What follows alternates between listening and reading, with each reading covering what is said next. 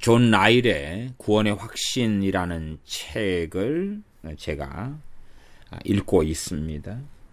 존 라일은 청교도의 후예 혹은 청교도적 개혁주의자라고 일컬어지는 1800년도의 하나님의 사람입니다. 태어난 해가 1816년이고 그가 천국으로 돌아간 해가 1900년입니다. 청교도는 16세기, 17세기에 칼빈주의 믿음과 신앙에 따라서 경건하고 거룩하게 산 영국과 미국, 뉴잉글랜드의 사람들을 일컬어는 말이고, 그 청교도의 신앙과 믿음을 본받아 살아갔던 많은 하나님의 사람들이 있어 왔고, 그 중에 유명한 사람이 이 존 라일입니다.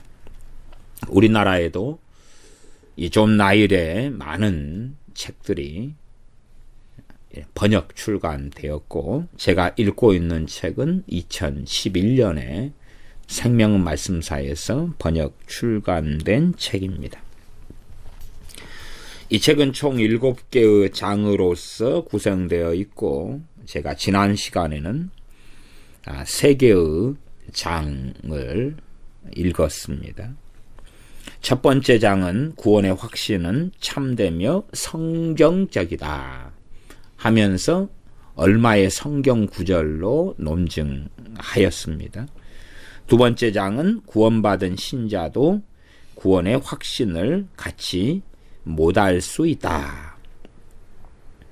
세 번째는 27명의 영국의 신학자들의 글을 소개함으로 구원을 얻는 것과 구원을 확신하는 것은 별개다 하는 것을 논증하는 글이었습니다.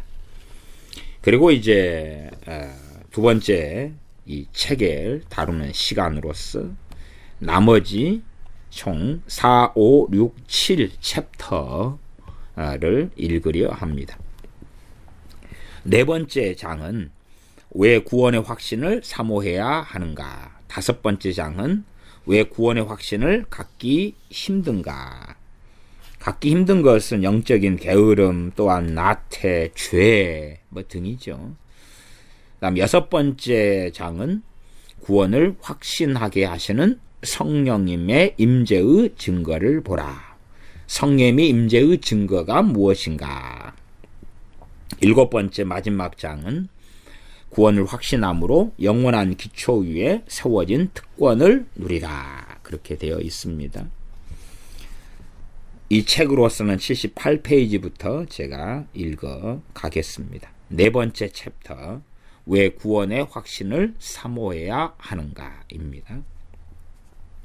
여기서는 구원의 확신을 사모해야 하는 이유를 살펴보려 한다. 우리는 이 점에 대해 특별한 관심을 기울여야 한다. 너무나 많은 신자들이 의심하기 시작하고 계속 의심하고 의심하면서 죽으며 또한 안개처럼 희미한 가운데 천국으로 들어간다. 확신이 없이 죽었는데 천국에 있다 그 말이죠. 바람이나 신뢰 정도에서 끝나는 것은 바람직하지 않다. 나는 모든 신자들이 작은 것에 만족하지 않고 가장 좋은 은사들을 사모하기를 바란다. 그 은사 중에 가장 좋은 은사로서 이 존 라일은 구원의 확신을 이야기하고 있습니다. 복음이 제시하는 풍성한 축복을 놓치는 사람들이 많다. 이제 구원의 확신을 사모해야 하는 이유를 살펴보자. 구원의 확신은 만족과 평안을 준다. 물론 가짜 신자들 또한 주님을 배교한 종교인들이 만족과 평안을 주는 건 이 구원의 확신, 그런 구원의 확신은 마귀 역사죠. 이게 이 구원의 확신은 마귀가 정말 많이 사용하는 그러한 무기고 또 이단들이 많이 사용하는 무기죠. 이단들을 만나면 신천지나 구원파나 몰몬교나 아니면은 여호와의 증인이나 JMS나 얼마나 많습니까? 이단들은 정말 확고부동한 구원의 확신을 가지고 있습니다. 그렇기 때문에 그들은 이단의 길에서 벗어나지 않는 거죠. 그러나 참된 그리스도인들이 구원의 확신을 못 갖는 경우도 많다. 유감스럽게. 참된 그리스도인이 구원의 확신을 가져야 한다. 그러나 구원의 확신을 참 조심스럽게 양날선 검처럼 잘 사용해야 하는 것입니다. 오용 남용하지 않고. 그러나 구원의 확신을 갖는 것은 성경적이다. 비성경적인 게 아니다. 성경을 읽을 때에 얼마나 구원의 확신을 가져야 하는가 하는 말씀에 주목하면서 읽으시기를 바랍니다. 구원의 확신은 만족과 평안을 준다. 의심과 두려움은 참된 신자의 행복을 많이 망가뜨린다. 반신반의하는 것, 불안해하는 것, 그것은 우리의 믿음에 나쁜 영향을 끼친다. 우리의 영혼의 문제에 끼치는 악영향은 더욱 심각하다. 그렇게 되었으면 좋겠다 등의 바람 수준을 넘어서지 못하는 신자는 자신의 영적 상태에 대하여 무지하기 마련이다. 확신을 가진 사람은 큰 위안을 얻는다. 확신을 가진 사람은 고난을 견디어내고 또한 가족의 죽음의 아픔 속에서도 사별의 아픔 속에서도 평안하고 슬픔에 마구 휩쓸리지 않으며 나쁜 소식을 두려워하지 않는다. 확신이 마음을 안정시켜주기 때문이다. 구원의 확신은 쓴 잔을 달게 하고 십자가의 짐을 가볍게 하고 거친 길을 평탄하게 하고 사망의 음침한 골짜기를 걸어갈 때에 평안을 얻게 한다. 구원의 확신을 가진 사람은 발 아래 든든한 받침대를 밟고 있는 사람과 같고 그리고 평안 속에서 하나님을 신뢰하는 믿음의 길을 걸어가게 된다. 내 영혼에 대해 굳건한 확신을 가지고 살 때에 나는 사자처럼 담대할 수 있다.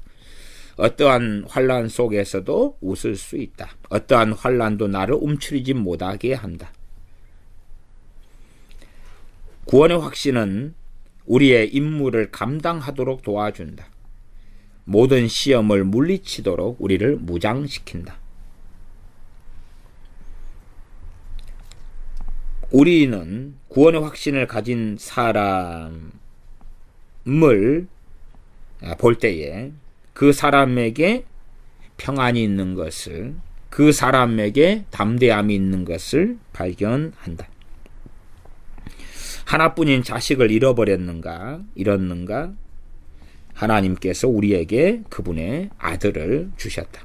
우리에게 먹을 음식이 없는가? 하나님께서 우리에게 최상의 떡인, 생명의 떡인 그리스도를 보내셨다. 우리에게 위로받을 길이 없는가?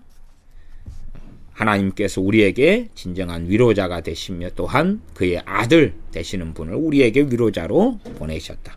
또한 그의 성령님께서 우리의 위로자가 되어주신다. 폭풍우가 불었는가?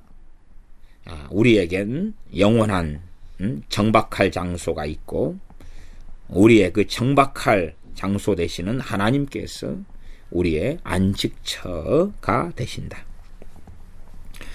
구원의 확신은 궁핍이나 또한 고난을 견디도록 도와준다. 확신을 가진 사람은 이렇게 말한다. 비록 하늘에는 더 좋은 내게 은과 금은 내게 없지만 은혜와 영광이 있다. 내 무화과 나무에 꽃이 피고 열매가 없더라도 나는 주님 안에서 기뻐할 수 있다.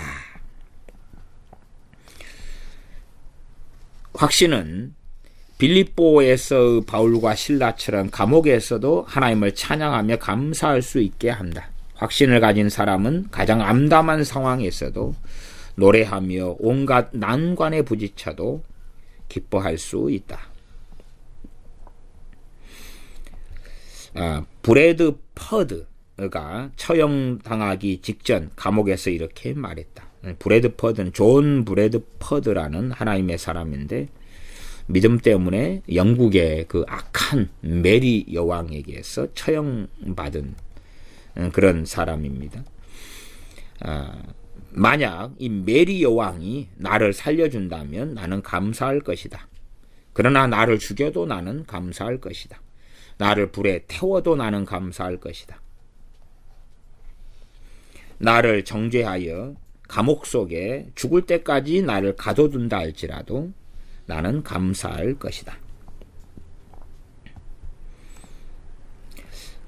사무엘 러더퍼드가 에버딘으로 유배당했을 때 이렇게 말했다. 나의 대적들은 참으로 무지하다. 그들은 나를 감옥이나 유배지로 보낸 것이 아니라 잔치집으로 보낸 것이다. 내게는 감옥이 궁전이며 그리스도의 잔치집이다. 감옥에 갇힌 죄수들이 가장 무서워하는 형벌 중에 하나가 뭐냐 그러면 독방에 갇히는 겁니다. 그래서 독방에 일정 시간 이상을 가두지 못하도록 하기도 합니다. 감옥에 일정 시간 이상을 가두게 되면 많은 사람이 정신병에 들고 미쳐버립니다. 그런데 참 놀라운 것은요, 그리스도인들을 감옥 가운데서 독방에 가둘 때에 많은 그리스도인들이 거기에서 성령 충만을 받고 나옵니다. 감옥 독방에 갇히면 갇힐수록 참된 기독교인들은 거기에서 회개하며 통회하며 은혜를 받으며 얼굴에 광채가 빛나게 됩니다. 그래서 얼마 전에 사무엘 러더퍼드가 했던 고백이 그런 거지요. 나를 감옥 위에 보낸 것은 잔치집에 보낸 것이다. 나는 거기에서 하나님을 만나겠다. 그런 것이죠. 이 세상에 복잡하고 어려운 삶에서 하나님 앞에 모세가 시내산에 머물렀던 것처럼 그렇게 머무는 시간으로 나를 감옥에 보내주어서 감사하다. 그렇게 고백하는 하나님의 사람들이 있어 왔습니다. 확신은 헤롯의 지하 감옥에 갇힌 베드로처럼 다음 날에 처형될 상황에서도 깊은 잠을 잘 수 있게 한다. 확신을 가진 사람은 이렇게 말한다. 시편 4편 8절입니다. 내가 평안히 눕고 자기도 하리니 나를 안전히 거하게 하시는 이는 오직 여호와시니이다. 구원의 확신을 가진 사람은 사도들처럼 그리스도를 위해 당하는 모욕마저 기뻐하고 즐거워할 수 있다. 마태복음 5장 12절. 또한 모든 환난을 보상해 줄 큰 영광이 하늘에 있음을 믿는다. 고린도후서 4장 17절. 구원의 확신은 그리스도의 교회가 시작되던 초창기에 스데반이 그랬던 것처럼, 그리고 크레머, 리들리, 레티머, 테일러가 그랬던 것처럼 고통스러운 죽음을 담대히 맞을 수 있게 한다.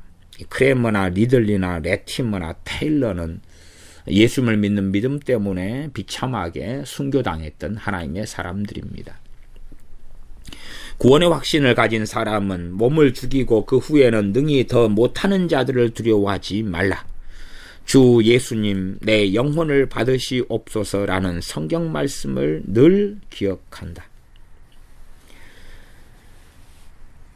맥케일이 1666년 에딘버러의 교수대에서 마지막으로 한 말은 이렇다. 휴 맥케일이라는 순교자입니다. 에딘버러의 교수대. 목을 매달아서 죽이는, 때론 목을 단두대 잘라서 죽이는. 이제 나는 하나님과 교통합니다. 이것은 결코 단절되지 않을 것입니다. 아버지와 어머니, 친구들과 친척들에게 작별을 고합니다. 이제 고기와 음료수여 안녕, 해와 달과 별들이여 안녕. 그러나 나는 하나님을 배울 겁니다. 새 언약의 중보자이신 주 예수님 반갑습니다. 모든 은혜와 위로의 성령님 반갑습니다. 전능하신 하나님 아버지 반갑습니다. 죽음이여 어서 오라. 오 주여, 주님의 손에 내 영혼을 맡깁니다. 진리의 하나님이신 주님께서 내 영혼을 구속하셨기 때문입니다. 이렇게 고백하며 순교당했다. 그럽니다. 확신은 고통당하는 사람을 붙들어주고 평안히 임종을 맞게 해준다.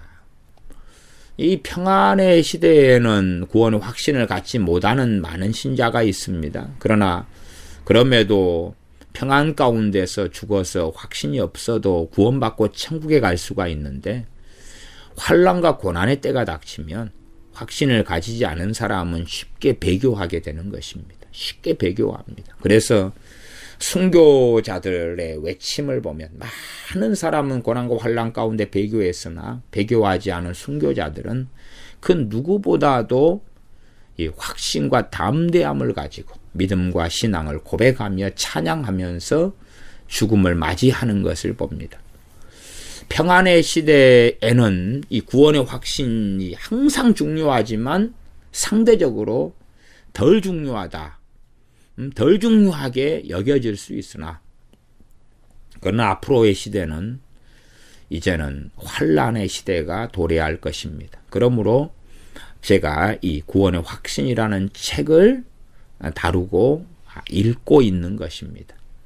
환난의 때가 닥칠 때는 구원의 확신을 준비한 사람들, 하나님 말씀에 닷을 내리며 뿌리를 내리며 우리 주 예수님께 뿌리를 내린 사람들이 환난과 고난 속에서, 고통 속에서 주님을 부인하지 않고 천국에 들어가게 될 것입니다. 그래서 환난의 때에 가장 중요한 교리다. 그러면 구원의 확신의 교리입니다. 존 칼빈 같은 분이 견인이나 구원의 확신을 종종 이야기했습니다.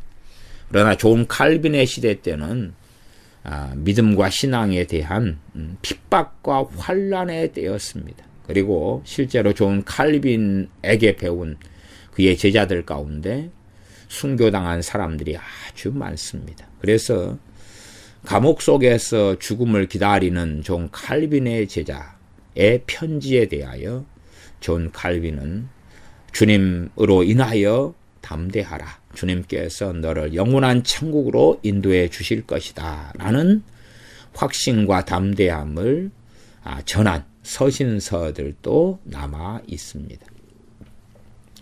그래서 그리스도인으로서 주님 때문에 순교당하고 죽어가는 사람들에게 전했던 메시지가 견인, 구원의 확신, 또한 구원의 확실한 보장에 대한 메시지였습니다. 그렇지, 평안의 시대 때 세상을 사랑하고 인본주의적으로 살아가며 세상을 즐기고 쾌락 속에 살아가는 사람들에게 전했던 견인이나 구원의 확신 교리가 절대 아니다. 그 말입니다. 저는 이 존 칼빈의 교리들 때문에 참 고생의 시간을 많이 보냈던 사람입니다. 신학을 하면서나 또한 신앙생활을 하면서도 많은 고심을 했기 때문에 아마 제가 굉장히 싫어했던 사람, 20대 한 30대가 접어들 때까지 꽤 굉장히 싫어했던 사람이 존 칼빈입니다. 그래서 오히려 존 칼빈의 저서들을 더 살피고 존 칼빈의 신학들을 더 살펴서, 왜요? 장로교 목사이기 때문에. 존 칼빈의 신학의 바탕 위에 장로교가 세워졌고 저는 장로교 목사이기 때문에, 또한 장로교의 신학교를 나왔기 때문에 그러죠. 그렇기 때문에 이 견인의 교리가 어디에서 생겼는지, 누구에게 향한 것인지를 알아야 됩니다. 유감스럽게 자기 마음대로 정욕대로 살아가는 사람이 견인의 교리를 가지는 일들을 봅니다. 작년에 어느 큰 근처의 큰 통합직교회에 호신대 신학교 교수님 출신이신 분이 담임 목사님이신데, 이 세례 증서를 흔들면서 나는 이 세례 증서가 있기 때문에 구원을 받았노라고, 그래서 나는 구원을 받았다는 이 세례의 증서를 항상 내 양복 상의 안에 주머니에 넣고 다닌다고 하는 궤변을 제가 들었습니다. 그런 것처럼 엉뚱하게 구원의 확신을 전파하는 사람들은 주님을 모독하며 주님을 부인하는 자의 자리에 서는 적그리스도의 세력이고야 말 것입니다. 그래서 이 구원의 확신의 교리는 그 어느 때보다 마귀가 많이 사용하는 교리입니다. 반면 성령님께서는 말씀을 통하여 진실한 하나님의 자녀들에게 구원의 확신을 갖도록 또한 역사하십니다. 그래서 비슷하죠. 진정한 신자들에게 성령님께서 말씀을 통하여 구원의 확신을 갖도록 역사하시고, 진실한 신앙을 가지지 않은 자들에게 마귀는 구원의 확신을 가져서 그 완악함과 악함 속에서 회개하지 않은 채 멸망하도록, 나아가 이단들에게 구원의 확신을 주므로 이단이라는 핍박을 받으면서도 이단과 사이비의 잘못된 길에서 돌이키지 않도록 마귀는 역사합니다. 그래서 구원의 확신에 대해서는 이 이중성이 존재합니다. 계속 제가 읽어 가겠습니다. 구원의 확신은 죽음 앞에서도 두려워하지 않게 한다. 확신은 고통당하는 사람을 붙들어주고 평안히 임종을 맞게 해준다. 확신은 이렇게 말할 수 있게 한다. 만일 땅에 있는 우리의 장막집이 무너지면 하나님께서 지으신 집이 우리에게 있는 줄 아나니. 내가 떠나서 그리스도와 함께 있을 욕망을 가진 이것이 더욱 좋으나 내 육체와 마음은 쇠잔하나 하나님은 내 마음의 반석이시요 영원한 분깃이시라. 시편 73편 26절입니다. 임종을 맞은 사무엘 러더퍼드는 이렇게 말했다. 내가 주님을 어떻게 섬겼는지 내 형제들은 모두 알고 있다. 그러나 나는 그렇기에 그리스도 안에서 깨어날 것이고 그분의 모습을 닮게 되어서 기뻐할 것이다. 죽음을 맞는 시간에는 확신으로 얻은 위안이 큰 힘이 된다. 확신이 가장 필요할 때가 바로 죽음이 임박한 때다. 저는 죽음보다 더 근원적으로 환란을 당할 때, 나아가 신앙에 대한 핍박의 때라고 저는 봅니다. 신앙의 핍박의 때, 존 나일 이분의 시대에는 핍박의 때는 아니었습니다. 확신에 찬 소망을 평소 어떻게 생각했던 죽음을 맞는 두려운 시간에 확신에 찬 소망의 가치를 인정하지 않는 신자는 드물다. 죽음 앞에서 두려워하지 않게 한다. 그래서 저는 이 죽음 앞에서가 차라리 그리스도를 믿는 믿음 때문에 순교당하는 이 죽음 앞에서가 오히려 성경 66권적으로나 교회사적으로나 좀 더 맞고 이렇게 평안하게 늙어서 죽는 분들의 이 그냥 죽음보다는 이 땅을 살아가면서 튼튼히 믿음을 준비해서, 그래서 개미가 여름에 양식을 준비해서 겨울을 나지요. 평안할 때에 하나님 말씀에 뿌리 내리고 강건한 믿음을 준비해서 환란이 닥치는 때에 주님을 부인하지 않고 오히려 더 주님 의지하고 더 믿음이 좋아지고 주님을 더 기쁘시게 하면서 환란을 통과하여 아버지의 나라, 하나님의 나라에 들어가게 되기를 바랍니다. 계속 제가 읽어 가겠습니다. 구원의 확신은 역동적으로 하나님의 일을 감당하게 한다. 일반적으로 이 땅에서 그리스도를 위한 일을 가장 많이 하는 사람은 천국의 유업을 온전히 확신하는 자들이다. 구원의 확신을 바른 그리스도인이 구원의 확신을 가지고 있을 때에 그 누구보다도 세상을 안 사랑하고 살아가게 되고, 구원의 확신을 가지지 않을 사람들이 가지고 있으면 세상을 더 탐닉하게 되죠. 탑니까? 육적인 그리스도인들이 구원의 확신을 가지고 있으면 그러면 이제 많은 경우에 그는 세상을 사랑하고 죄 가운데 안 벗어나려고 합니다. 그래서 구원의 확신을 주시는 분도 성령님이시고 약화시키는 분도 성령님이시다. 저는 그렇게 논증하겠습니다. 구원의 확신만을 강렬하게 주시는 분이 성령님만은 아니다. 성령님만은 아니다.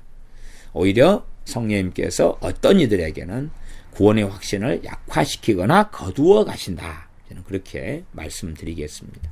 반면에 또한 구원의 확신을 성령님 주시고 그것을 마귀가 공격을 해서 구원의 확신을 빼앗아 가려고 역사하는 이가 마귀다.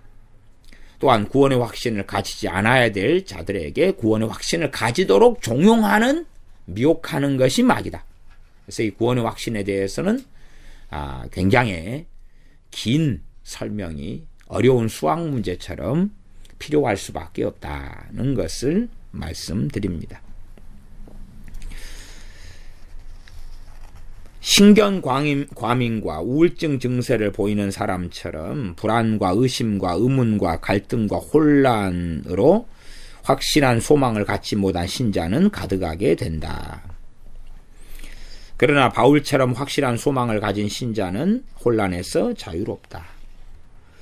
주님의 사역과 말씀으로 그리스도의 보혈로 보증된 영원한 언약을 바라본다. 그렇기에 주님의 일에 관심을 보일 수 있다. 구원의 확신은 하나님의 일을 역동적으로 감당하게 한다. 바른 그리스도인이 가진 구원의 확신입니다. 오히려 구원의 확신은 기도를 일깨우고 순종을 북돋는다. 믿음은 걷게 하지만 확신은 달리게 한다. 우리가 하나님의 일을 아무리 많이 해도 충분하게 하진 못한다. 확신은 새의 날개와 같으며 순종의 모든 바퀴들을 돌아가게 하는 시계의 추와 같다. 확신은 주의 일을 열성적이며 지속적으로 하게 한다. 확신 있는 그리스도인은 한 가지 일을 마감하면 또 다른 일을 찾아 나선다. 확신 있는 사람은 주여 다음 일이 무엇입니까? 하고 묻는다. 확신 있는 사람은 감사함으로 주님을 사랑함으로 주님의 일을 하고요. 확신이 없는 사람은 어떤 주님의 일을 함으로 구원을 받아보려고, 확신을 가져보려고 하는 이 엉뚱한 그러한 동기가 되어집니다. 구원의 확신을 가진 사람은 감사해서 주님을 사랑해서 찬양함으로 주님의 일을 하고요. 확신이 없는 사람은 주님의 일을 함으로 자기 의를 만들어서 그 주님의 일을 하는 업적들을 통하여 구원받아 보려는 노력이 거기에 가미되는 많은 일들을 저는 봅니다. 두 명의 이민자들에 대한 예화를 저자가 쓰고 있습니다. 구원의 확신을 가진 사람과 가지지 못한 사람의 예로 두 명의 이민자들에게 일정한 크기의 땅을 주어 경작하게 한다고 가정해 보자. 두 사람에게 주어진 땅은 양적으로 질적으로 똑같다. 필요한 모든 법적 서류들로 그 땅을 영원히 그들에게 보장해 주고 양도 증서의 공증까지 받게 하여 주었다. 두 명 중에 한 명은 자신의 땅을 개간하기 시작하여 날마다 쉬지 않고 일한다. 왜냐하면 그 땅을 개간하고 씨를 뿌리고 일한 소득이 자신의 것이 됨을 알기 때문이다. 그러나 다른 한 명은 걸핏하면 일손을 놓고 그 땅이 정말 자신의 것인지 확인하려고 등기소를 왕래한다.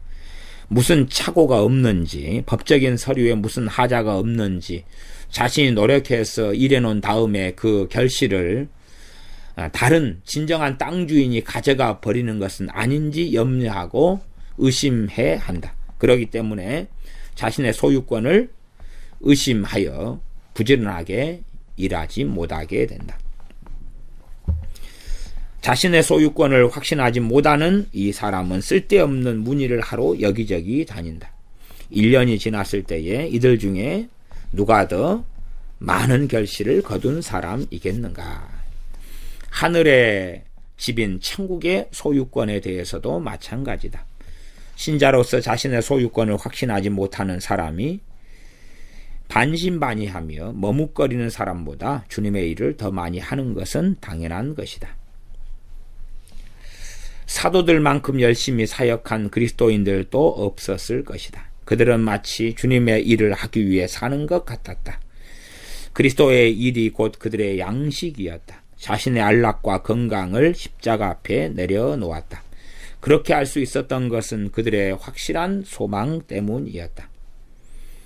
그들은 우리는 하나님께 속하고 온 세상은 악한 자 안에 처한 것이라고 말할 수 있는 사람들이었다.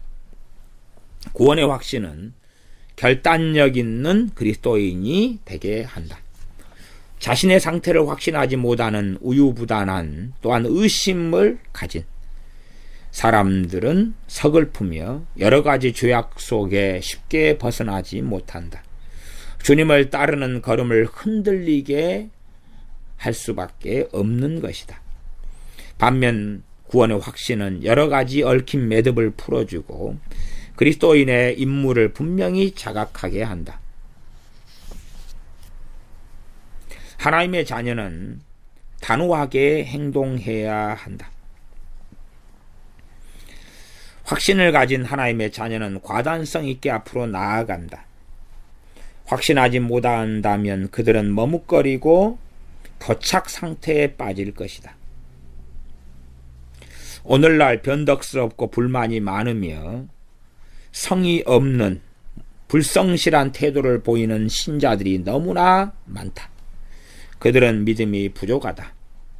그들은 그리스도께 속했다는 확신이 없고 세상적인 방식을 단호하게 거절하지 못한다. 옛사람의 방식을 뿌리치기 망설여 한다. 왜냐하면 자신이 새 사람인 것에 대한 확신이 없기 때문이다.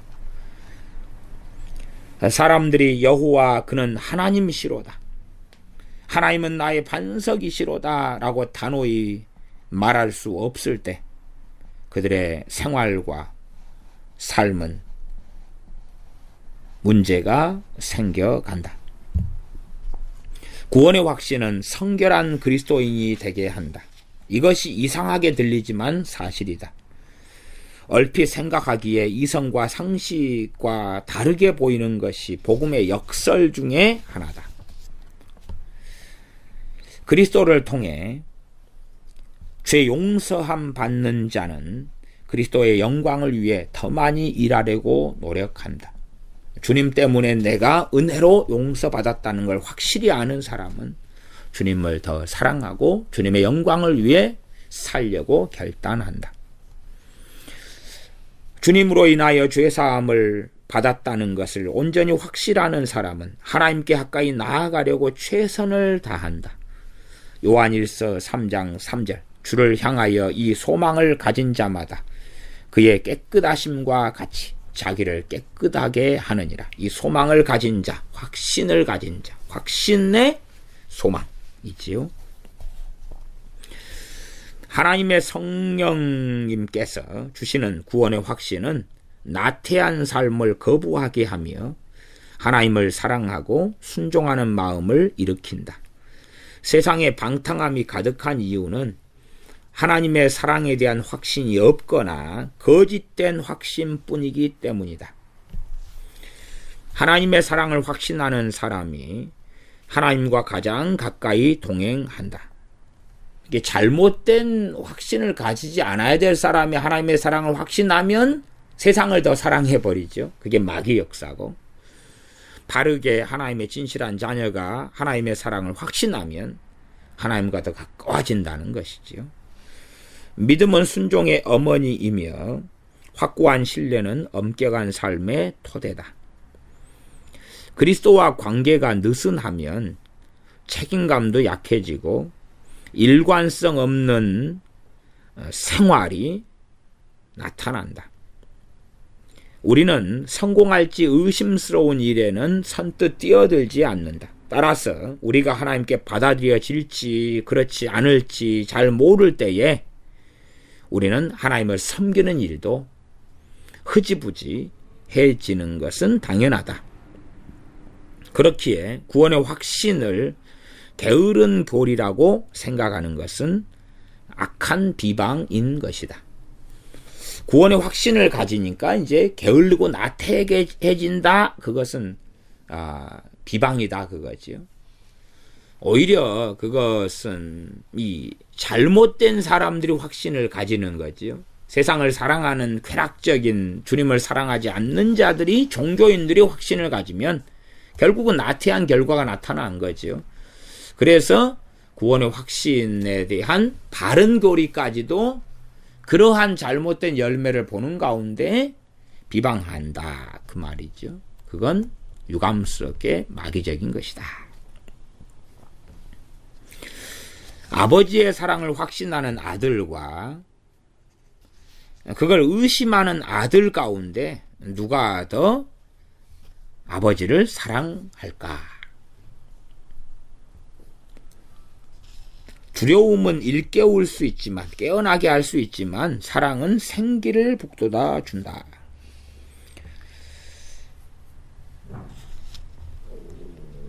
믿는 자에게는 그리스도가 보배다. 확신하는 자에게는 주님께서 더욱더 귀한 보배가 되는 것이다. 주님께서 날 위해 십자가에서 죽으셨다는 확신이 강하면 강할수록 주님을 더 사랑하게 되는 것은 당연한 것입니다. 또한 말씀을 통해서 자신이 죄인인 걸 더 깊이 느끼고 플러스 그 죄인인 나를 위하여 주님께서 골고다 언덕길을 걸어가셨으며 십자가에 달리셨다는 것을 더 확실히 믿고 아는 사람은 주님을 더 사랑하게 됩니다. 그러나 자신을 위하여 주님께서 죽으셨는지 그렇지 않은지에 대하여 의심하는 사람은 주님을 사랑하기 어렵다 그 말입니다. 나를 위하여, 나를 구원하시기 위하여 하나님께서 그 아들을 보내셨다는 것을 확실히 믿는 사람은 하나님 아버지를 사랑하게 되어집니다.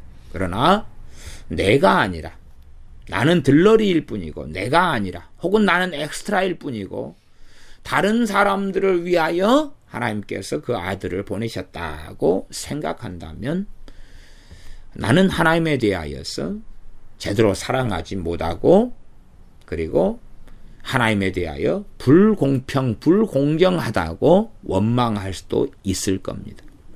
또 세상의 기준에 따라서 돈, 부요함, 재벌 집안 이런 것을 추구하는 사람이라면, 그것이 하나님의 사랑에 대한 증거라고 생각하는 사람은 그것이 없는 자신을 볼 때에 거꾸로 세속적인 사랑의 기준으로 하나님의 사랑을 믿지 못할 거고, 그는 주님 안에 거하지 못하는 삶을 사는 것은 당연한 것이 될 것입니다.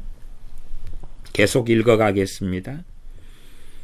하나님과 더불어 친교를 나누는 자들은 자신의 내면과 삶을 주의 깊게 점검하기 마련이다.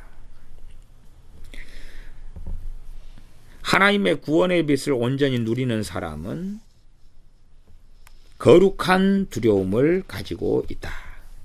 왜냐하면 그 구원을 이룰지도 모른다는 두려움에 떤다. 거룩한 두려움이라고 제 아래에서 말씀드리는 겁니다. 성령님을 근심하시게 하는 일을 할까봐 두려워한다. 이걸 꼭 가져야 됩니다. 이게 하나님의 자녀들이 구원의 확신을 가지는데 그러면서 역설적이게 거룩한 두려움을 가지게 됩니다. 두렵고 떨림으로 너희 구원을 이루라. 두렵고 떨림으로. 사도 바울은 뭐라고 고백했습니까? 내가 복음을 전한 이후에 도리어 버림을 받을까 두려워하노라. 누구보다도 놀라운 확신과 담대함을 가졌던 사도 바울이 거룩한 두려움을 가지고 있습니다. 그 두 가지가 함께하는 것입니다. 그러나 잘못된 사람들이, 세상을 사랑하는 사람들이 그러면서 자칭 그리스도인이라 기독교인이라 주장하는 사람들이 구원의 확신을 갖게 될 때에 그들에게는 거룩한 두려움이 없는 것을 봅니다. 사도 바울이 가진 두렵고 떨림으로 너희 구원을 이루라고 말씀한 그러한 말씀이나 사도 바울이 가진 내가 구원을 이룰까봐 두려워한다, 버림받을까봐 두려워한다는 거룩한 두려움이 있다는 사실이죠. 그것을 볼 때에 잘못된 길 속에 있다는 것을 확인할 수도 있습니다. 계속하여 읽겠습니다. 믿음을 키우도록 노력하라. 사도 바울처럼 구원의 확실한 소망을 추구하라. 하나님의 약속들을 어린아이처럼 단순하게 믿으라. 내가 믿는 분을 나는 잘 안다. 그분이 내 안에, 내가 그분 안에 있음을 나는 확신한다고 말할 수 있는 믿음을 가져야 한다. 이 확신의 부족함, 확신의 결여의 원인은 믿음의 연약함과 죄지요. 기본적으로 믿음이 연약하면 은혜가 시들해집니다. 모든 은혜의 뿌리인 믿음이 연약해지면 은혜도 약해진다. 평안이 부족한 것은 믿음이 부족한 때문이다. 믿음이 약해지면 평안이 약해지는 거죠. 믿음이 약해지면 은혜도 약해지는 거지. 은혜도 약해지는 거지.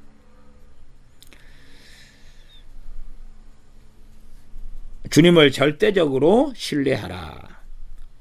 주님의 말씀을 더 확고히 받아들여라. 현재의 모습 그대로 은혜로우신 구주께 나아가라. 그리고 모든 죄를 고백하라. 회개하는 삶을 살라. 그리고 이제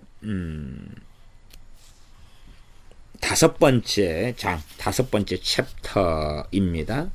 왜 구원의 확신을 갖기 힘든가? 여기서는 구원의 확신을 갖기 힘든 이유를 간략히 설명할 것이다. 이것은 매우 중요한 또한 깊은 숙고를 요하는 주제다. 복된 확신에 도달한 사람은 극히 드문 것 같다. 믿는 사람은 많지만 확신하는 사람은 거의 없다. 구원에 이르는 믿음을 지닌 사람은 많지만 사도 바울이 말했던 영광스러운 확신을 가진 사람은 거의 없다. 그 이유는 무엇일까? 사도들이 그토록 강력히 구원하는 확신을 가진 신자가 극히 드문 이유는 무엇일까? 왜 확신에 찬 소망을 가진 사람이 그토록 드물까?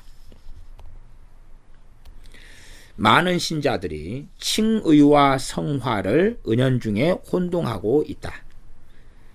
칭의 교리에 대한 오해 때문에 구원의 확신을 갖기 힘든 경우들이 있다. 물론 우리가 참된 그리스도인이라면 우리를 위해 주님께서 행하신 일만이 아니라 우리 안에서 행해지는 일도 필요하다.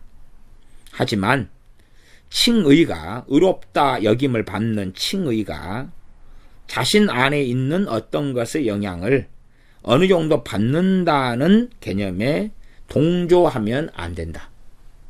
그러니까 내가 뭔가를 주님을 위하여 하는 것, 나아가 우리 안에 성령님께서 그리스도를 위한 삶을 살게 하시는 그 일이 있는 것을 가지고 칭의와 연결시키면 안 된다 그 말이지. 그건 성화다 그 말입니다.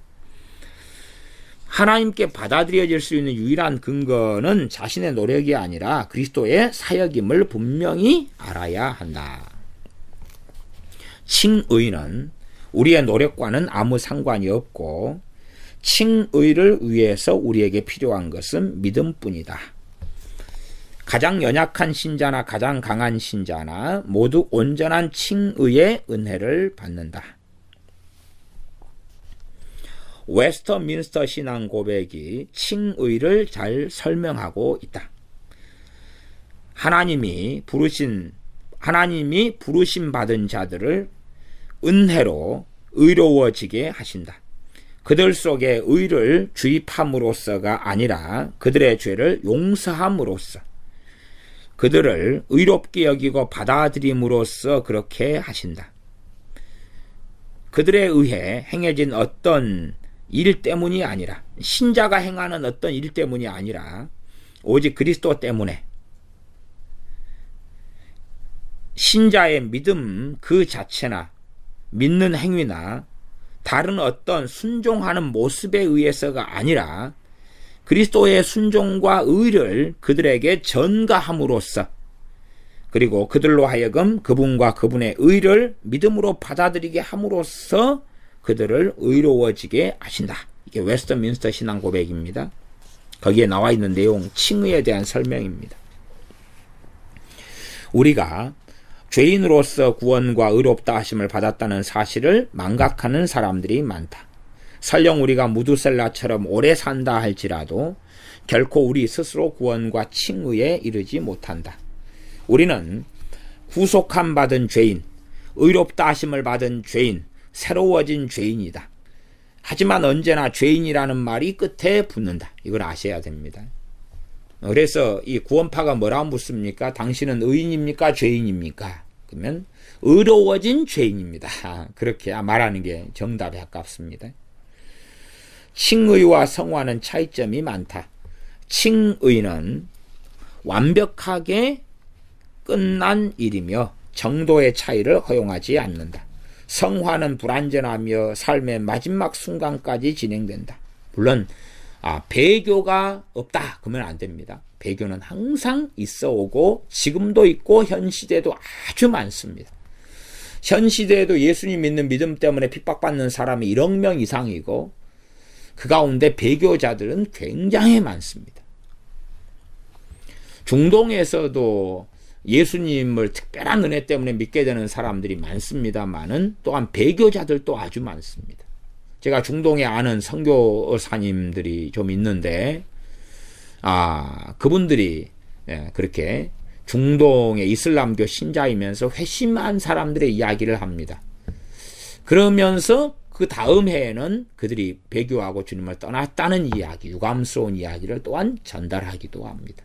그래서 한 명 한 명 구원받기도 참 어렵지만 끝까지 믿음을 지키는 것도 굉장히 어려운 것이 중동에서의 신자들이다고 하는 이야기를 제가 자주 전해 듣습니다. 성화는 불완전하며 삶의 마지막 순간까지 진행된다. 어느 시점에 이르면 신자가 타락 상태에서 벗어나 내적으로 완벽해질 거라고 기대하는 이들이 많다. 그러나 그렇지 않습니다. 그래서 존 웨슬러의 완전 성화도 성령 충만한 삶을 이야기하지 완전체가 된 다음에 연약해지거나 믿음이 떨어지거나 그런 일이 없다는 것에 이해는 곤란합니다. 똑같이 존 웨슬리의 완전 성화론을 읽더라도 해석이 틀린 거예요. 해석이 틀려요. 저는 제가 해석하고 제가 볼 때는 성령 충만한 그러한 어떤 기간의 삶을 완전 성화로서 설명하는 것으로 저는 보고 있습니다. 어떤 완전체가 되는, 말하자면 선지자가 되거나 목사가 됐거나 그러면 어느 일정한 영적 수준에 이르러 버렸다. 그렇기 때문에 그 아래는 떨어질 수 없다. 이런 것은 제가 볼 때는 미혹이고 사이비로 들어가는 문입니다. 아시다시피 세례 요한이라 할지라도 그는 감옥에서 주님을 의심하였습니다. 그렇게 믿음이 그렇게 좋은 사람이. 엘리야 선지자가 노뎀나무 아래서 낙담하면 낙심하며 죽기를 구하지 않습니까? 아셔야 되는 것입니다. 그러지 대단한 믿음의 단계와 수준에 이르렀다. 그리고 그 아래로는 떨어질 수 없다. 이렇게 주장하는. 또 어떤 어리석은 사람들은 자신이 믿음이 좋을 때 자식을 낳았기 때문에 자식은 어느 수준에서 믿음에서 시작한다. 그런 위대한 인물이 될 수밖에 없다. 이런 망상에 젖어드는 소위 애언을 하는 자들, 자칭 타칭 선지자라고 하는 자들이 많습니다. 그건 정말로 끔찍한 잘못입니다. 거기에 이 존 웨슬리 목사님의 완전 성화론이 사용된다는 것에 상당한 유감을 저는 가지고 있습니다. 어느 시점에 이르면 신자가 내적으로 완벽해질 거라고 기대하는 사람들이 많다. 자신의 내면에서 천사 같은 이러한 완전한 상태를 발견하지 못하면 자신에게 심각한 문제가 있다고 결론 짓는다. 그래서 그들은 구원받지 못할 거라고, 천국에 들어가지 못할 거라는 생각에 슬픔과 두려움에 시달리기도 한다. 신자가 확신을 원한다면 과연 자신의 믿음에 이상이 없는지, 진리로 허리띠를 단단히 메고 있는지, 칭의를 분명하게 이해하고 있는지를 꼭 자문해 보아야 한다. 칭의가 무엇인지 아는가? 확신을 기대하기 전에 믿음이 무엇인지 먼저 알아야 한다. 확신 이전에 믿음이 무엇인지 알아야 한다. 갈라디아서에 나오는 옛 이단은 교리와 실천 두 가지 측면에서 심각한 오류를 가졌다. 그리스도를 그리고 우리를 위해 그분이 행하신 일을 정확하고 확실하게 우리는 더 이해하도록 노력해야 한다. 율법적 행위와 무관한 이신칭의의 은혜를 진정으로 이해하는 사람은 행복하다. 제가 이신칭의로 설교를 하면 사람들이 잘 안 듣고 관심을 안 가집니다. 왜? 잘 안다고 생각하는데요. 죽을 때까지 이신칭의를 알아가야 합니다. 알아가야 해요. 왜? 하나님의 말씀은 쉽게 내가 근심과 염려와 말하자면은 가시덤불 상태, 세상의 유혹, 돈의 사랑, 세상의 쾌락, 죄 가운데 빠져들므로 쉽게 말씀을 상실하고 잃어버려 가기 때문에 그렇습니다. 확신을 가지지 못하는 이유 중 하나는 은혜 안에서 성장하기를 꺼리는 게으름 때문이다. 영적 게으름 때문에 그렇다. 어떤 사람들은 일단은 회심하면 더 이상 신경 쓸 일이 거의 없다고 생각하는 자들이 있다. 이제 구원받아 버렸으면 이제 끝난 것이다. 내 멋대로 살아도 된다. 구원받은 사람은 편안한 의자에 등을 기대고 앉아 행복을 즐기기만 하면 된다. 그렇게 생각하는 어리석은 자들이 있다. 은혜를 즐기기 위한 것이라고 생각하는 어리석은 자들이 있다. 은혜도 재능처럼 사용하고 발전시켜야 한다는 것을 알아야 한다. 은혜도 발전시켜 가야 한다. 은혜를 헛되이 받지 말라. 그렇게 말씀했지요. 게으른 모습으로 확신에 이를 수 없다는 것은 당연한 사실이다. 우리는 계속 앞으로 나아가는 것을 목표로 삼아야 한다. 매년 새해를 시작하면서 더욱 많이 더 많은 지식, 더 많은 믿음, 더 많은 순종, 더 많은 사랑을 추구해야 한다. 그러한 목표를 가져야 한다. 30배의 결실을 거뒀다면 60배를 거두려고 노력해야 한다. 60배의 결실을 거뒀다면 100배를 거두려고 노력해야 한다. 주님은 우리의 성화를, 거룩함을 바라신다. 우리도 주님처럼 닮아가는 길을 끊임없이 걸어가야 한다. 부지런함과 확신은 서로 뗄래야 뗄 수 없는 불과 분의 관계이다. 베드로 사도는 더욱 힘써 너희 부르심과 택가심을 굳게 하라고 당부한다. 베드로후서 1장 10절입니다. 우리가 간절히 원하는 것은 너희 각 사람이 동일한 부지런을 나타내어 끝까지 소망의 풍성함에 이르는 것이라고 바울은 말한다. 히브리서 6장 11절. 이 존 라일은 히브리서가 사도 바울의 서신이라고 인정한 거죠. 저도 사실은 그렇게 믿습니다. 현대 신학자들의 견해하고는 좀 다릅니다. 솔로몬은 부지런한 자의 마음은 풍족함을 얻는다고 말한다. 잠언 13장 4절. 청교도들의 격언에도 중요한 진리가 담겨 있다. 청교도들은 그렇게 말했다. 붙드는 믿음은 들음에서 생기지만 확신하는 믿음은 행함이 없이는 생기지 않는다. 확신하는 믿음을 가지려면 말씀에 순종해서 살아가야 한다 그 말이죠. 거룩해져 가야 한다 그 말입니다. 확신을 바라지만 아직 갖지 못했는가? 아무리 많이 바라더라도 부지런하지 않으면 결코 그것을 갖지 못한다. 영적인 나태함과 게으름과 세상 사랑함 속에 빠져들어 살아가면서 확신을 가지려고 하는 것은 어리석은 일이다 그 말입니다. 그런 사람이 갖게 되는 확신은 바른 확신이 아니라 마귀의 속임과 미혹에서 오는 확신일 것입니다. 세상을 사랑하는 사람들이 확신을 갖지 못하는 것은 당연한 것이다 하는 것입니다. 다시 회개하고 고백하며 주님께 나아가면, 그러면서 말씀 속에 뿌리 내릴 때 확신을 가지게 됩니다. 세상의 일들과 마찬가지로 영적인 일에 있어서도 고통 없이, 갑을 지불함이 없이 얻는 것도 없다. 게으른 자는 마음으로 원하여도 얻지 못한다고 잠언은 말씀한다. 잠언 13장 4절입니다. 그리스도인들이 자기 점검을 더 철저히 하고 하나님과 더 가까이 동행하면, 그리고 실천적인 믿음을 더 많이 보인다면 암담한 의심은 속히 사라질 것이다. 게으른 그리스도인도 위안, 만족, 자신감, 확신을 늘 원한다. 그러나 하나님은 기쁨과 게으름을, 그리고 확신과 게으름을 분리시키셨다.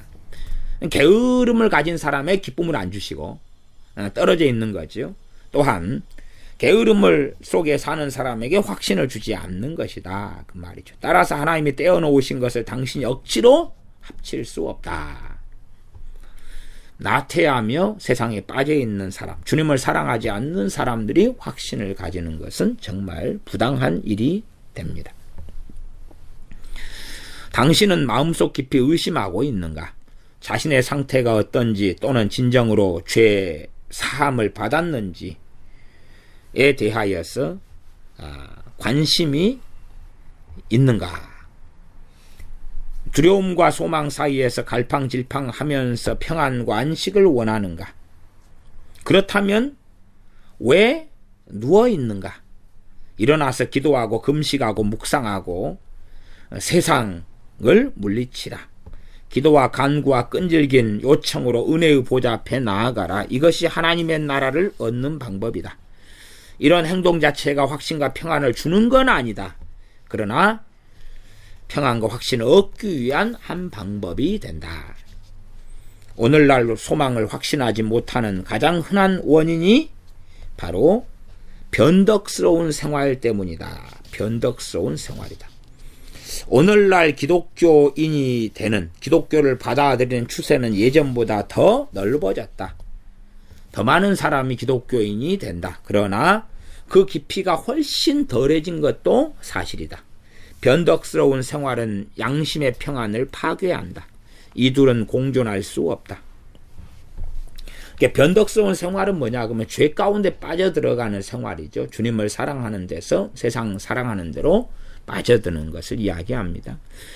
자신이 빠지기 쉬운 죄악을 과감히 포기하지 못하면 필요한 경우 오른손을 자르거나 한쪽 눈마저 뽑겠다는 결심을 하지 못하면 확신도 갖지 못할 것이다.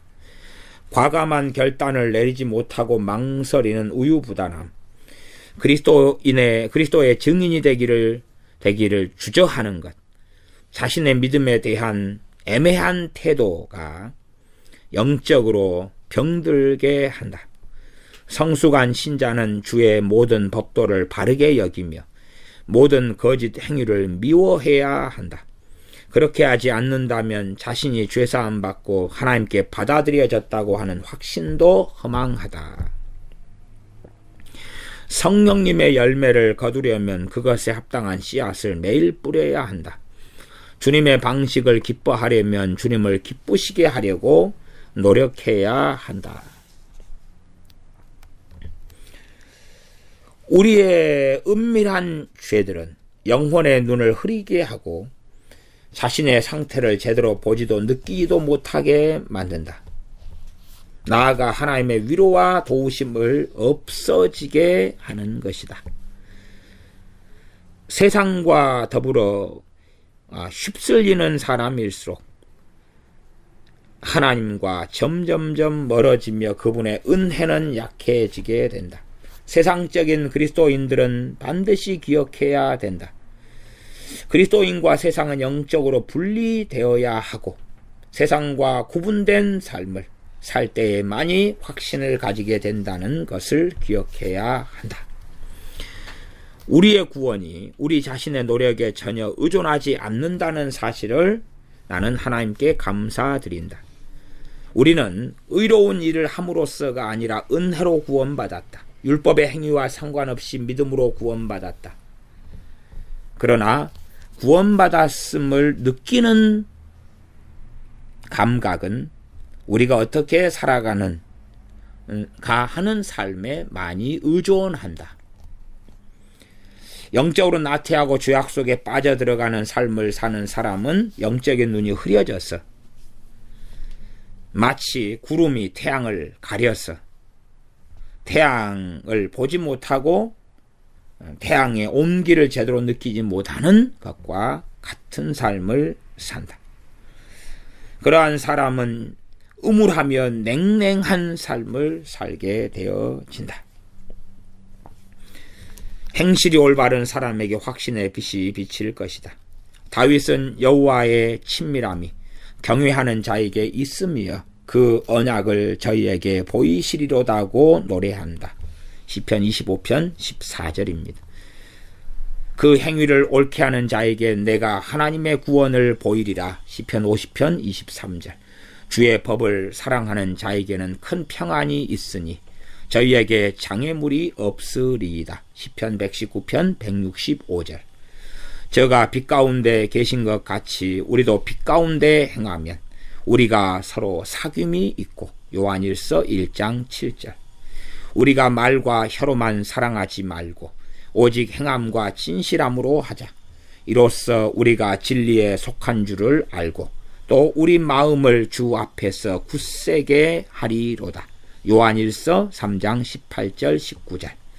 우리가 그의 계명을 지키면 이로써 우리가 저를 아는 줄로 알 것이요. 요한일서 2장 3절. 사도 바울은 하나님과 사람에 대해 꺼리낌 없는 양심을 가지려고 늘 노력하는 사람이었다. 그래서 내가 선한 싸움을 싸우고 믿음을 지켰으니 이제 후로는 나를 위하여 의의 면류관이 예비되었으므로 주 곧 의로우신 재판장이 그날에 내게 주실 것이니라고 담대히 말할 수 있었다. 주 예수님을 믿는 신자가 확신을 갖기를 원하지만 아직 갖지 못했다면 이 점을 깊이 생각할 필요가 있다. 자신의 마음을 들여다보고 자신의 양심을 살피고 자신의 삶을 돌아보고 자신의 방식을 살피고 또한 자신의 가정을 돌아보아야 한다. 그렇게 할 때에 자신이 소망을 확신하지 못하는 이유를 발견할 수 있을 것이다. 이제 6번째 챕터, 6번째 장입니다. 총 7번째 장까지 되어 있고 이제 한 10여 장 남았습니다. 6번째 챕터, 구원을 확신하게 하시는 성령님의 임재의 증거를 보라. 앞서서 우리는 구원을 확신하는 것이 구원을 얻게 한 믿음의 결실임을 보았다. 그 지극하고 굳건한 열매가 주는 만족과 평안은 성령님의 적극적인 은사다. 선물이다. 성경은 누구든지 그리스도의 영이 없으면 그리스도의 사람이 아니라고 말한다. 로마서 8장 9절. 누구든지 그리스도의 영, 성령님이 없으면 그리스도의 사람이 아니다. 이것은 매우 엄숙한 말씀이다. 이 말씀을 들은 사람은 자신의 마음을 면밀히 살펴보아야 한다. 그러면 자신 속에 성령님이 계신지 어떻게 알 수 있을까? 자신의 마음 속에 성령님의 은혜가 있음을 분별할 수 있는 증거는 무엇인가? 성령님의 임재에 대해서 그리스도의 영이 없으면 성령님이 내게 계신가 안 계신가를 어떻게 알 수 있는가? 성령님의 임재에 대해서는 성령님께서 만드시는 결과와 열매를 통해서 알 수 있다. 성령님의 작용은 신비하여 사람 내 눈에 보이지 않지만 그 결과는 언제나 분명하게 나타난다. 우리는 언제나 북쪽을 향하는 나침반 바늘을 보고 자력이 있음을 알 수 있다. 나무의 수액과 싹과 잎과 열매를 보고 나무에 생명이 있음을 알 수 있다. 일정한 항로를 유지하는 배를 보고 배 안에 조타수가 있음을 알 수 있다. 이 성령님의 계시는 것이 열매와 결과로 안다. 또 성령의 임재를 우리가 체험하는 것이 있지요. 그러나 유감스럽게 육신의 어떤 자극 또한 자기의 개인의 정서나 사단의 미혹의 어떤 역사를 성령의 임재라고 체험하는 사람들이 현 시대는 굉장히 많습니다. 이 대한민국의 기독교인들 또 교회 속에서는 잘못된 성령의 임재가 아닌 것을 성령의 임재라고 확신하는 이 현상과 증상들이 굉장히 많습니다. 소위 대부분의 성령님의 춤이다. 그런 걸 보면 굉장히 지저분하고 거북스럽습니다. 그러면서도 자신들은 성령님에 취하여서 춤을 춘다. 자, 우리 일어나서 성령님의 춤을 춰보자. 그러한 정말 어디 나이트클럽보다 더 더러운 그러한 성령님의 춤이라고 하는 것들을 얼마나 많이 봅니까? 이상한 황홀경에 취해서 성령님 임재가 있다. 참 끔찍한 주장들이 많습니다. 그래서 이 존 나일 이분의 성령님의 임재 결과 열매에 대해서 조금밖에 다루지 않았지만 조금이라도 잘 생각하고 살펴보기를 바랍니다. 계속 읽겠습니다. 마찬가지로 우리의 생각과 감정과 견해와 습관과 삶에 미치는 성령님의 영향을 보고 우리 안에 성령님이 계심을 알 수 있다. 이 사실은 내가 가장 든든히 여기는 안전장치이다. 주 예수님도 나무는 각각 그 열매로 아나니라고 말씀하셨다. 누가복음 6장 44절. 하지만 마음속에 거하시는 성령의 임재를 알 수 있는 구체적인 열매는 무엇일까? 이 물음에 답하는 것은 어렵지 않다. 성령님께서는 언제나 특정하고 명확한 패턴으로 사역하신다.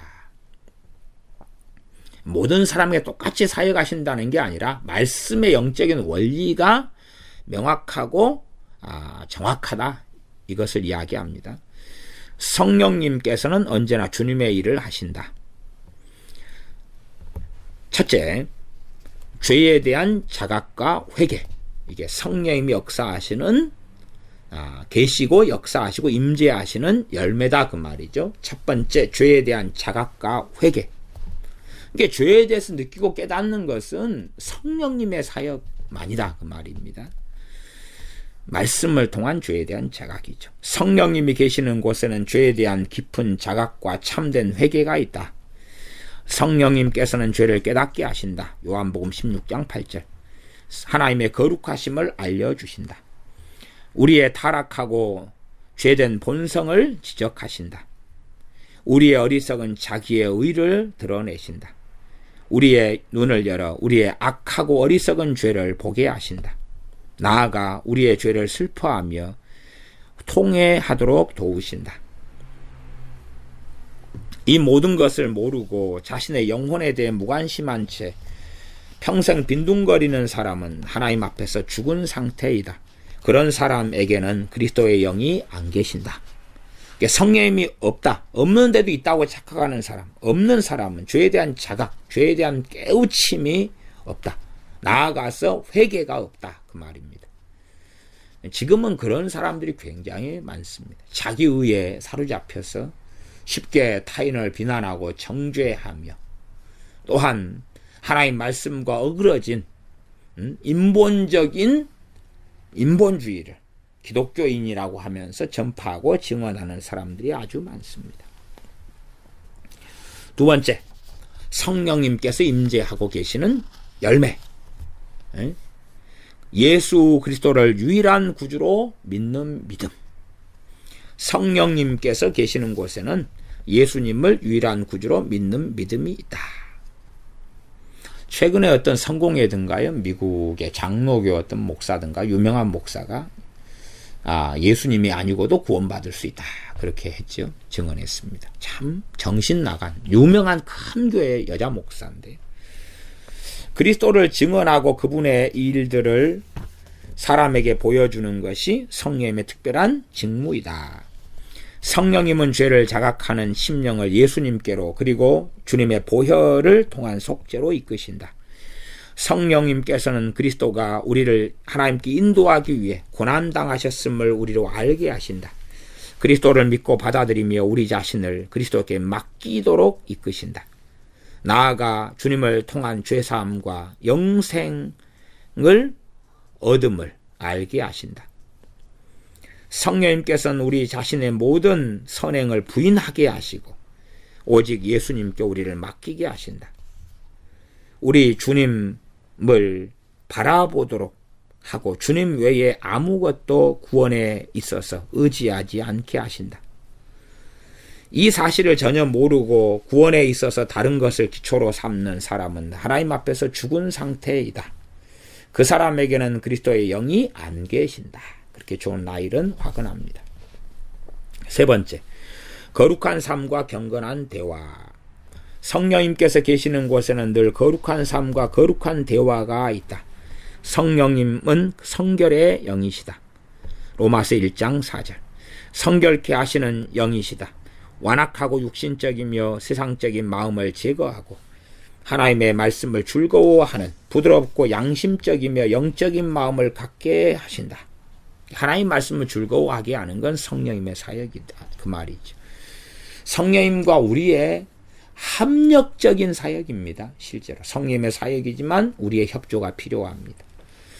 하나님을 바라보게 하신다. 하나님을 기쁘게 해드리기를 원하는 심령을 주신다. 우리가 마음을 열어야 되죠. 마음을 여는 사람들에게 하나님을 바라보게 하고 하나님을 기쁘시게 해야지 하는 마음을 갖게 하시고 세상의 유행에 등을 돌리게 하신다. 성령님은 사람의 마음속에 사랑과 기쁨과 온유와 오래 참음과 선함과 믿음과 절제의 복된 씨앗들을 심으신다. 성령의 9가지 열매입니다.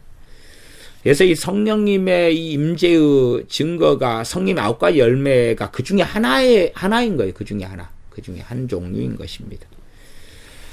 이 성령님의 9가지의 복된 씨앗들을 심으시는데 이 씨앗들이 싹 터서 열매를 맺게 하신다.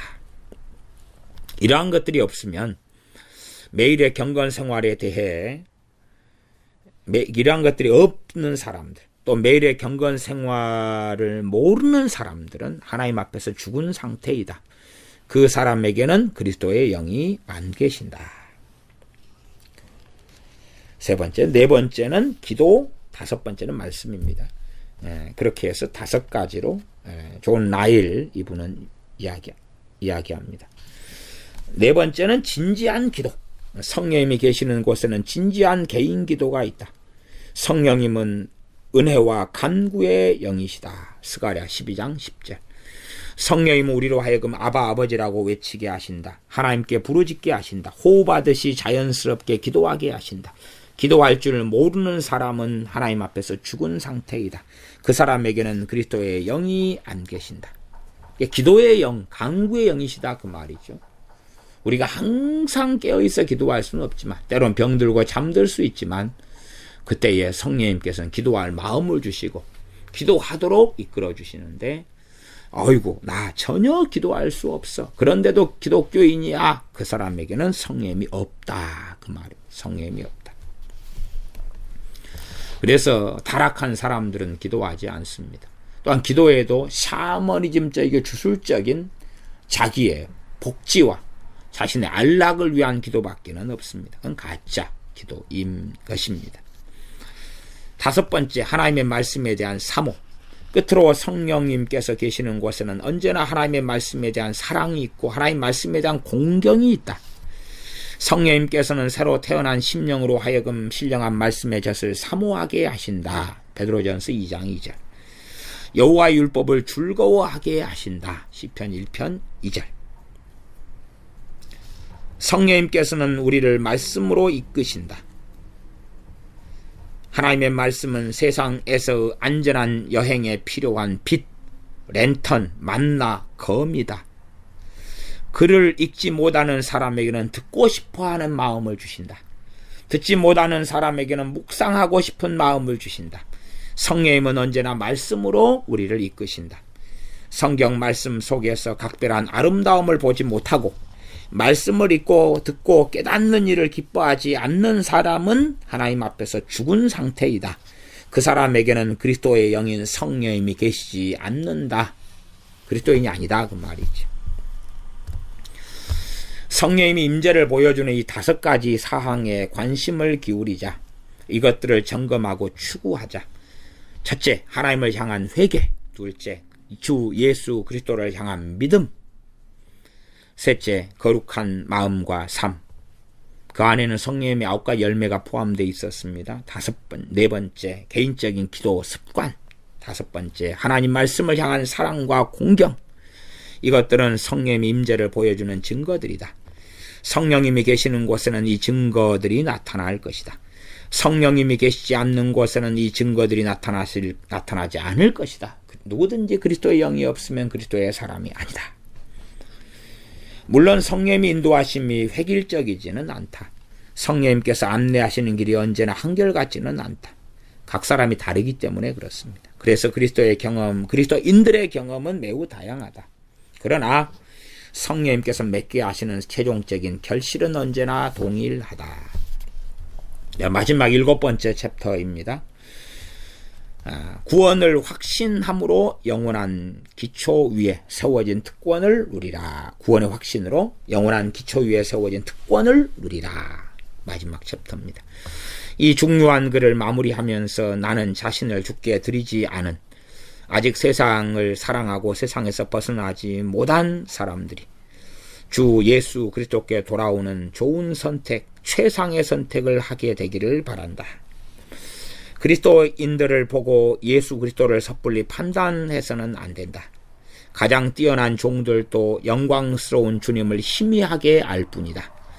또한 많은 그리스도인들에게 제공되는 위안으로 주의 나라의 특권을 섣불리 판단해서도 안 된다. 우리 중 대부분은 가련하게도 우리에게 약속된 축복의 극히 일부만 누리고 있을 뿐이다. 소 제목, 이 생에서 맛보는 하나님 나라. 제가 최근에 설교한 내용이기도 합니다. 이 생에서, 이 땅에서 하나님 나라를 맛보아야 한다. 그러나 소망을 확신하는 자들은 하나님 나라에 속한 영광스러운 것들을 이 땅에서도 맛본다. 그것은 불신자가 이해할 수 없는 큰 평안과 위로다. 하나님 아버지의 집에는 양식이 가득하다. 우리 중에는 그것을 먹되 극히 조금밖에 못 먹는 사람들이 많다. 물론 주님께 문제가 있는 것은 아니다. 문제는 우리에게 있다. 하나님의 가장 연약한 자녀도 불신자들에게 전혀 없는 위로를 가지고 있다. 그 마음의 표면에는 갈등과 혼란이 있을 수 있지만 마음속 깊은 곳에는 귀한 진주들이 하나님의 자녀에게는 숨겨져 있다. 가장 연약한 그리스도인이라 할지라도 불신자보다는 더 나은 평안을 가지고 있다. 가장 약한 확신을 가진 신자라도 불신자보다는 더 낫다. 그에게는 아무리 약한 소망이라도 소망이 있으나 불신자에게는 소망이 전혀 없다. 물론 세상에 소망은 있겠죠. 불신자가. 그러나 이 불신자도 죽으면 그의 모든 기대도 사라진다. 이 땅에만 보화를 쌓아둔, 이 땅에만 소망을 둔 사람은 어리석다. 오래된 왕국과 왕조들이 무너졌다. 왕과 부자와 큰 인물들이 사라졌다. 엄청난 재산이 봄날에 눈 녹듯 사라졌다. 저는 이 민족주의자들이나 국가주의나 민족주의를 가진 어리석은 그리스도인들을 많이 봅니다. 민족주의자인 기독교인들, 민족주의자일 수 있으나 그러나 언제든지 민족주의를 탈피해야 하는 것이 그리스도인입니다. 국가에 대한 충성을 가질 수 있으나 언제든지 국가주의를 탈피할 수 있어야 합니다. 왜냐하면 더 본질적인 국가인 하나님의 나라를 섬기기 때문에 그렇습니다. 아시다시피 고려라는 나라는 있다가 망했습니다. 고려라는 국가주의에 빠지면 어떻게 하겠습니까?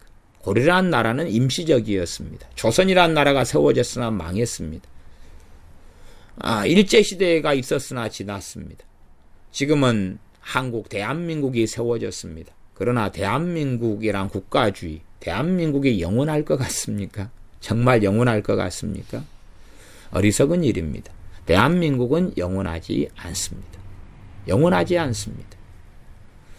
아마 최소한 아시지 않습니까? 조선왕조 500년이었고 고려왕조 500년이었는데 대한민국이 절대 500년은 되지 않을 겁니다. 왜냐하면 반드시 그 안에 주님께서 재림하셔서 이 세상은 끝날 거기 때문에 그렇습니다.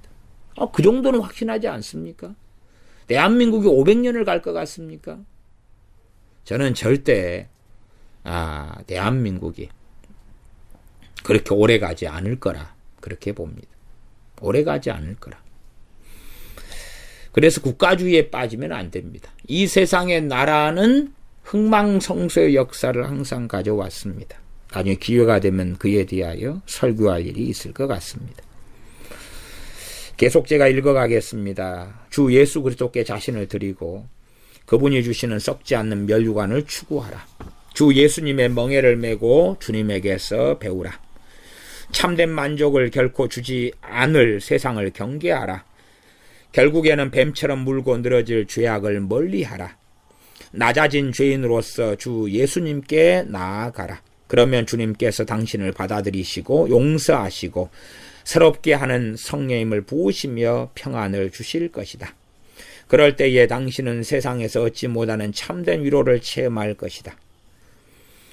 그리스도께 받아들여졌음을 확신하지 못한다면 그 확신을 말씀을 통해서 얻기를 추구하라. 또한 죄를 돌이키며 회개하며 당신의 행위에서 그리스도의 십자가, 주님의 행위의 뿌리를 내리도록 하라. 많은 그리스도인들이 주님의 은혜로 부르심을 받은 지 20년이나 40년이 지나도 자신의 믿음과 신앙에 대하여 의심하고 있다는 것은 통탄할 일이다.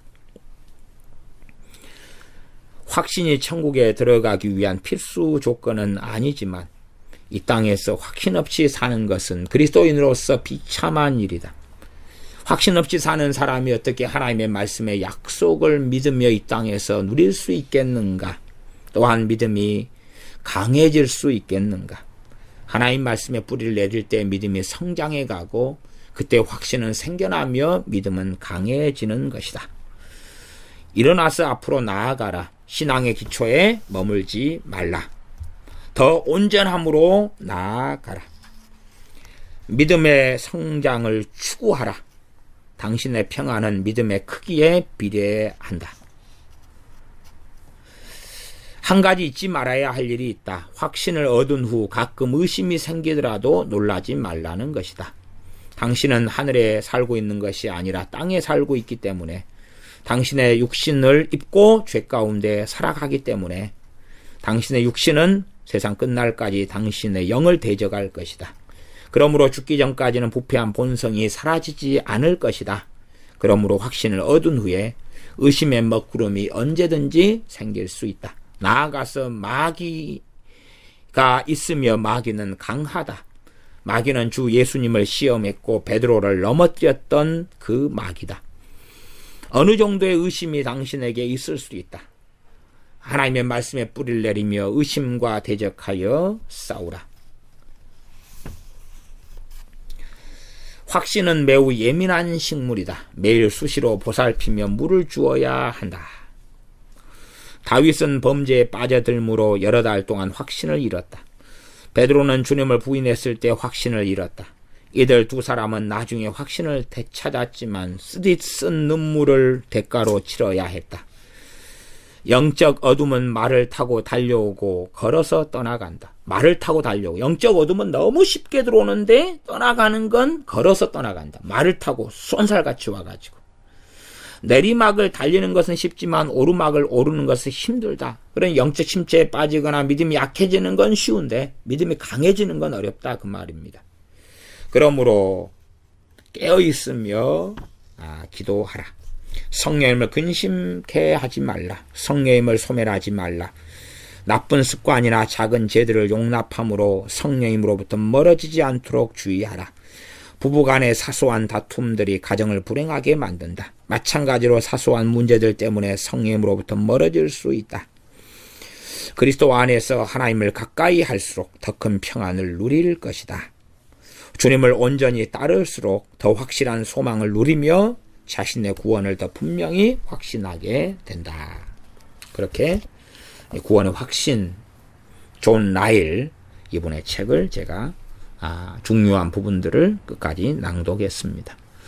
모두 다 깨어있고 또한 주님을 사랑하고 주님의 십자가에 몰두하고 그래서 정말로 주님께서 날 위해 죽으셨음을 확신하고 주님께서 골고다 언덕길을 걸어가신 이유가 우리 때문, 나 때문이고 십자가를 지시고 손과 발에 못이 박힌 이유가 나 때문이고 가시관을 쓰신 이유가 나 때문임을 알고 그리고 주님을 사랑함으로 주님의 말씀 그 사랑에 뿌리를 내려서 주님을 사랑함으로 더 영적인 진보와 거룩함 속에 나아가서 하나님의 말씀에 뿌리 내린 구원의 확신과 말씀을 믿는 소망과 담대함을 가지는 나날이 주님을 닮아가는 우리가 다 되었으면 합니다. 기도하겠습니다. 살아계신 아버지 하나님, 하나님의 말씀에 뿌리 내리고 믿음에서 자라감으로 성령님의 도우심과 역사하심과 충만케 하심으로 구원의 확신뿐만이 아니라 하나님에 대한 담력과 담대함을 얻고 기도로 날마다 하나님께 나아가며 세상에 대해서는 우리가 믿음의 담대함을 선언하며 그로 인하여 환난과 핍박을 당할지라도 죽기까지 충성하는 믿음의 사람들이 되어져 가게 하여 주시옵소서. 환난의 때가 닥쳐오기 전에 평안할 때에 개미가 여름의 양식을 준비하는 것처럼 부지런하여 믿음을 준비하고 말씀에 거함으로 환난이 닥쳤을 때에 주님을 부인하거나 배신하지 아니하고 더 하나님께 영광을 돌리는 그러한 사람으로 살다가 삶을 마무리하도록 우리에게 복을 주시옵소서. 우리 주 예수님의 이름으로 기도하옵나이다. 아멘.